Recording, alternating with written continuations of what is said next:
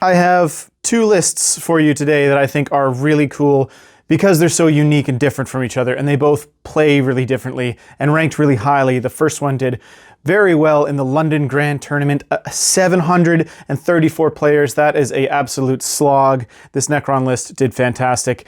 And the second list in the Hanseatic Alliance Open in Germany, 200 players. It also did very well. Let's go into the lists and see what makes them unique and yet so powerful. The first list is built around speed and lots of it. It has a Locust Lord, Resurrection Orb, Veil of Darkness to bounce around your unit. It has a Lord with a Resurrection Orb. It has a Technomancer, the Transcendent Satan with the Sempiternal Weave, which is fantastic.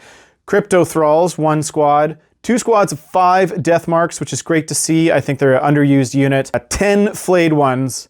6 Locust Destroyers, that's where your Locust Lord is going to be going into. They could bounce around. A single Locust Destroyer, 3 single squads of heavy Locust Destroyers, a squad of 10 Lich Guard, Dispersion Shields, and Hyperphase Swords. That's 2 squads of 3 Ophidian Destroyers, which I think is also really interesting because it helps with your board control, kind of adds to the speed of this list. And then the real fast unit is 2 squads of 6 Tomb Blades. That is 12 Tomb Blades. They had Shadow Looms, Shield Veins, and Particle Beamers. I am covering 2 lists and I don't want this video to go too long. So let's start off with the Locust Lord. Destroyer Cult ability. It means all of the lethal hits on your destroyers are going to critical on a 5. Fantastic. He also comes with a Resurrection Orb to keep them up and the Veil of Darkness to bounce them around so that they are in the perfect spot to deliver that killing blow. There's a Lord with a Resurrection Orb and the Hyper Material Ablator as an enhancement, which is great. It allows him to really buff the durability of whatever squad he joins. He also increases the movement characteristic of models in that unit. I believe he'd be going with the Lich Guard, and he can target the unit with stratagems even if they are battle shocked, which means those Lich Guard are still going to be able to use all of their toys to keep them up and alive. Technomancer, just a fantastic unit. I assume he's also going in the Lich Guard squad. Give them a 5-up, feel no pain. And of course, he brings his Crypto Thralls with him. The Transcendent Satan and the Ophidian Destroyers both have a very similar play style, with the transdimensional displacement from the Transcendent Satan and the Tunneling Horrors ability from the Ophidian Destroyers. What it allows them to do is pick themselves up at the end of an opponent's turn, or in the case of the Transcendent, you can pick him up when he would advance, and you can place them anywhere on the battlefield. This will be great at scoring secondary objectives like behind enemy lines and engage on all fronts. Great utility out of these units, and they pack an incredible punch in close combat. I am very impressed by the Ophidian Destroyers. Crypto Thralls, to give your unit that feel no pain of 4 and some extra wound soak. They did go up in points, but I feel like they're still amazing. Death Marks, it's so good to see Death Marks on the table. Their ability to headhunt and keep people afraid, keep your characters cowering, is amazing. A damage 2 with -2 strength 5 precision. Hunters from Hyperspace ability, they're awesome. If you haven't used them yet, they're also dirt cheap. Dirt cheap. 65 points for 5 of them. It's incredible utility coming out of the Deathmark squad. A 10-man pack of Flayed Ones. You do not see Flayed Ones very often in these kinds of lists, and it's great to see them on the tabletop. A single Locust Destroyer seems kind of strange, but he's backed up by 6 Locust Destroyers, 3 Locust Heavy Destroyers, all with Gauze Destructors, which is a heck of a gun. The big durability in this list is a 10-man Lich Guard squad. If you haven't seen this before, you should get used to seeing it, as it is all over the place. 10 Lich Guard with a character, a noble character in them, means that they subtract 1 from the wound roll. They are already toughness 5, so they're winning in that category. And they would have the Hyper Material Ablator from the Lord in this squad, giving them an additional buff to their durability. And they would have 2 Crypto Thralls, which means if there's shots coming in that you don't want these guys to take, you can put them on the Crypto Thralls with their Feel No Pain of 2. Give the Technomancer a pat on the back because he's giving these guys Feel No Pain of 5. They are an incredibly tanky unit, and you'll love to see them on the battlefield. So happy to see 2 squads of 6 Tomb Blades in this list. It's such a mix-up from the normal stuff that we're seeing out there with a lot of Necron players. Movement of 12, toughness 5, 2 wounds, Each time an attack targets this unit, you subtract 1 from the hit roll, so they are a little bit more durable. They also come with Shadow Looms, which means a 5-up invulnerable save, and Shield Veins, so they have a save of 3-up. They also have Scout 9. The big thing that I think is interesting is they came with Particle Beamers in this particular list. Now, Particle Beamer has devastating wounds. Protocol of the Conquering Tyrant, which means in your shooting phase, 1 Necron unit from your army that has not been selected to shoot this phase till the end of the phase, they reroll wounds if you're firing at something within half of this unit's range, which means 9 inches from these Tomb Blades, you're going to be rerolling wounds with a strength 6. Devastating. It's fantastic. It's going to really stack up a lot of damage, especially because they're D6 shots on your 6 Tomb Blades. It's an incredible amount of firepower. If you tack on that it's also a blast weapon and you're shooting at something that is a large quantity of enemy models, like a big mob of orcs, some of the new Endless Swarm Tyrannid stuff, or even just a large squad of Space Marines and you need them gone, this is the perfect kind of utility unit. Devastating wounds will hurt anything. Re-rolling wounds with devastating is the absolute icing. And having 2 squads of them means that you're for sure going to be getting this off at least once. If you combo that with Protocol of the Vengeful Stars, you see another combo to really throw their damage potential right up to the top tier. Your opponent's shooting phase just after they have shot 1 Necron unit from your army that had 1 or more models destroyed as a result of the attacking unit's attacks. Your unit can shoot as if it were the shooting phase, but it must target the enemy unit that just attacked it and can only do so if that enemy unit is an eligible target. In addition, if Necron's character is leading the unit, the ranged weapons have ignored cover. This means if you lose a single bike, that entire unit is going to flay whatever they're shooting at. Both Protocol of the Vengeful Stars and the Protocol of the Conquering Tyrant buff the Tomb Blades and the Destroyers in this list. So don't forget that you can kind of pass these 2 abilities around and make the big bucks off these units because they are fairly expensive, but man, their damage output is incredible. This list also with the Transcendent Satan jumping around, the 2 Ophidian Destroyers jumping around, the speed from the Tomb Blades, and the Veil of Darkness on the big blob of Destroyers makes this list very fast, deceptively fast for how hard it actually hits. Now let's check out our second list, which is chock-a-block full of characters, and instead of going damage output and speed, it relies very heavily on durability. This list starts off kind of strangely with a Catacomb Command Barge and a Resurrection Orb. I have not seen very many Catacomb Command Barges in our Necron lists, but it's great to see that this one kicks it off with the good old Catacomb Command Barge. A Hexmark Destroyer, which is fairly common in most Necron lists. A Luminor Cazares, which I think is fantastic. After rereading his rules and really going over what he can do, I am so impressed with his abilities. A Locust Lord with a Res Orb and the Veil of Darkness. Again, we see that in our first list as well. Take notes because it's super, super powerful. A Royal Warden with a Hypermaterial Ablator. Oracan the Diviner, which he has a fantastic spot in this list. A Technomancer, a Transcendent Satan with the Sempiternal Weave. Again, the thing we're seeing in most of our list is the Transcendent Satan. Here's where this list differs from other ones in a big way. It has 2 20-man blobs of Necron warriors with Gauze Reapers. If you start looking at Luminor Cazares being next to these Necron warriors, their durability goes up exponentially and their damage output goes up way, way, way higher than it should be. I love to see these kind of things in these lists. A Ghost Arc that will have nothing inside of it. It's only there to give passive buffs and resurrection buffs to our Necron warrior squad. A Canoptic Reanimator doing the same, providing that reanimation protocol bonus.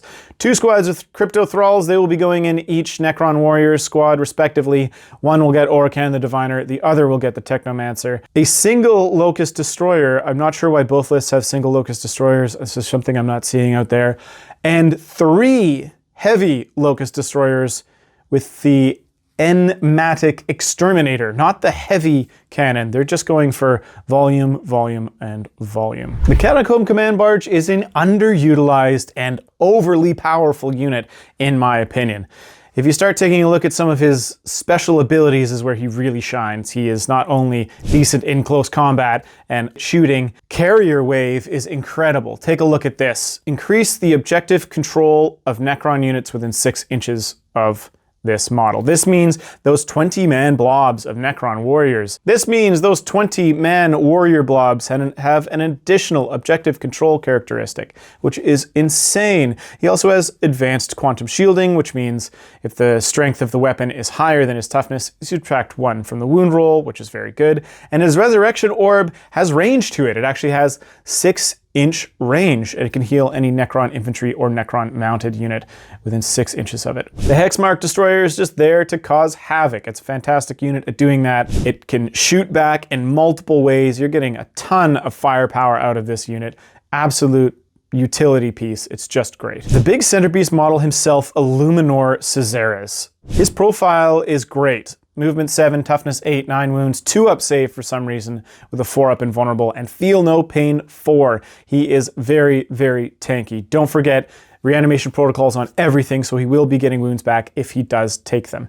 His shooting is great. The Eldritch Lance throws 3, strength 9, AP 3, damage 3 shots downrange, which is incredible. It's also matched in close combat with how good it is. But the real reason why you take him is, while this model is within 3 inches of one or more friendly Necron units, he has the lone operative ability. You cannot target him unless you're within 12, which means he is very, very tanky, and he will get mid-table.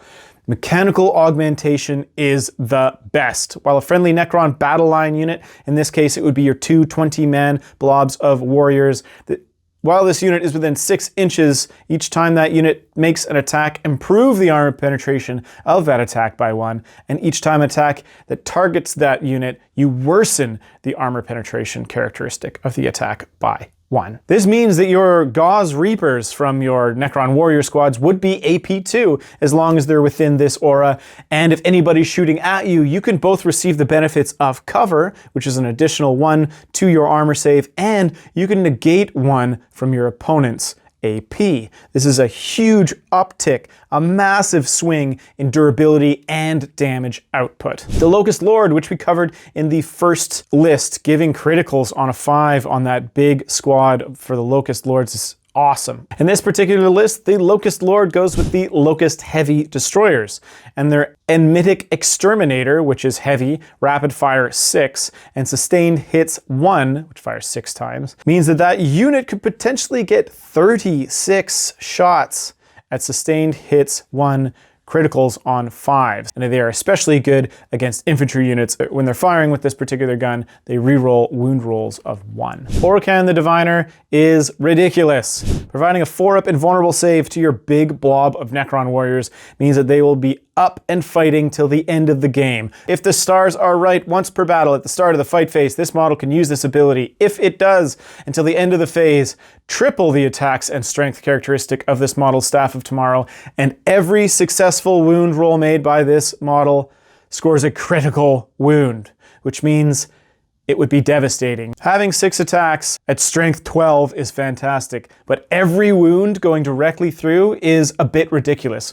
Orokan the Diviner can smash through almost anything. Whatever is threatening your 20-man blob of warriors, Orokan the Diviner can at least deal with one big old bad thing. The Royal Warden provides something that is extremely valuable in this list, and that is the ability to give the unit he is leading assault and heavy. What we're looking for here is the assault keyword. He can also cure battle shock on a battle shocked unit at the start of any phase, which is great. He comes with a relic Gauze Blaster, which hits exceptionally hard for a single on the ground kind of unit. The Technomancer, providing feel no pain of 5 to his unit, is great. He can also start repairing wounds on other units in your movement phase, which is really, really strong. The Transcendent Satan, again, bouncing around the battlefield, causing general havoc from your opponent. Don't sleep on his shooting attack either, as it is really good, both high strength and lots of volume with sustained hits 1, hitting on 2. Now, the gigantic pain in the butt to try to move is these Necron warriors. With the Catacomb Command Barge next to them, these Necron warriors would be OC3, and their number is Legion. Each time this unit's reanimation protocols are activated, it reanimates D6 wounds instead of D3, which is very, very strong. And if it is on an objective marker, it instead reanimates D3 plus 3. This unit is insanely difficult to shift once you start stacking on the multiple reanimation protocol bonuses that you're going to receive in a list like this. The Resurrection Orbs, the out-of-phase reanimation stratagems, the Ghost Arc, and the Canoptic Reanimator means that these Necron warriors, if they're sitting on an objective, you have a lot of work to do to try to take them out. The Ghost Arc, with its Repair Barge ability, once per phase, just after an enemy unit finishes making its attacks, if one or more friendly Necron warriors is within 3 of it and lost more wounds as a result of this attack, this model can use this ability. If it does, you're triggering reanimation protocols. Remember, we just covered this with the warriors. They would recover D6 wounds or D3 plus 3. If there's a reanimator nearby, that is D3 plus 3 plus D3. It's ridiculous. It's starting to really stack up there. You're starting to see a bit of a theme with this big Necron warrior blob. They're going to be extremely hard to shift. The Canoptic Reanimator, the Ghost Arc, reanimation protocols from your Resurrection Orbs, and some stratagems. It's just incredible. Crypto Thralls, they're just providing some extra wounds. Feel no pain of 4. Not bad in close combat as well. A single Locust Destroyer just to bounce around the battlefield. I assume he's covering objectives. And of course those heavy Locust Destroyers with the Enmatic Exterminator, which is a heavy rapid fire sustained hits one. It is rapid fire 6, so if you're within 18 inches, they fire 12 shots per guy, and with the Lord in the squad, sustained hits 1 triggers on a 5 instead of just a 6. The big stratagem to look out for when you're playing a list like this, where you're really relying on reanimation protocols, is Protocol of the Undying Legion. This allows you, in your opponent's shooting phase or fight phase, which means you can technically use it twice per turn. Just after an enemy unit has resolved its attacks, one Necron unit from your army that has had 1 or more models destroyed as a result of the attacking unit's attacks, you can activate Reanimation Protocol. If you have a character in that unit, you get D3 plus 1 when Reanimation Protocol rolls are made. Now this gets superseded by the Necron warriors getting D6 or D3 plus 3 on an objective back. You start adding this, because it does say trigger Reanimation Protocols, it starts to trigger the Canoptic Reanimator as well. So now you're regaining even more.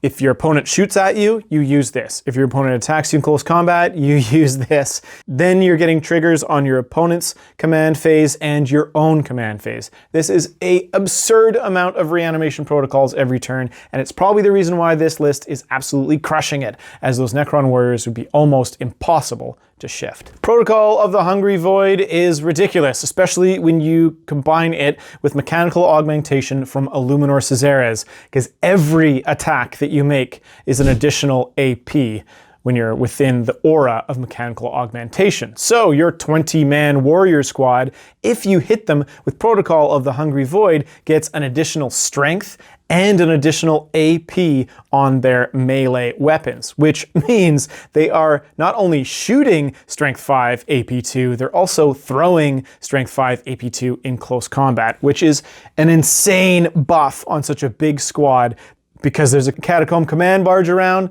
Might be OC3. Hey guys, I've had a fantastic time explaining these lists, going over them. Have you seen anything today that you maybe don't use or haven't used? Is there something that opened your eyes? I know Illuminor Caesares is now on my top list of guys that I want to try to play, especially with those big blobs of Necron warriors. See how their durability fares against Steve's Space Marines and Mike's evil Tyranids. As per usual, there's a couple guys down in the description that I want you to check out. They got great 40k channels, and they're giving a lot of awesome content.